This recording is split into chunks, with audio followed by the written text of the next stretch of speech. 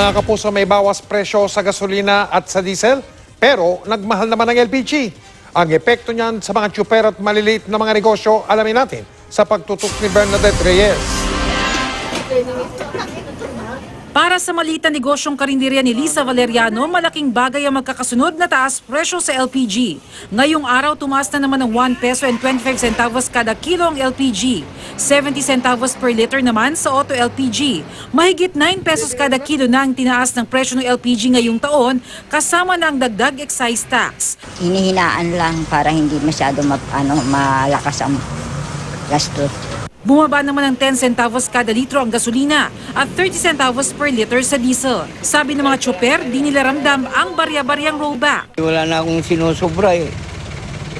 Madalas kami nag-aaway ng mag-asawa. Ako lang mag-isang inaasahan, marami kami sa bahay. Tapos, ganun na nangyayari. Kakaunti lang susobrahin namin. Kasi pag umikot-ikot ka na walang laman, sayang po yung gas eh. Sabi ng Department of Energy na ibisa ng magkakasunod na taas presyo dahil sa dagdag produksyon ng Amerika. Pero posibleng makaapekto sa world crude prices kapag hindi na makapag-supply ang Iran at Venezuela sa merkado, na dalawa sa pinakamalalaking pinagkukunan ng krudo sa buong mundo. Umaabot na sa 1.6 million barrels per day ang bawas supply ng Organization of the Petroleum Exporting Countries o OPEC.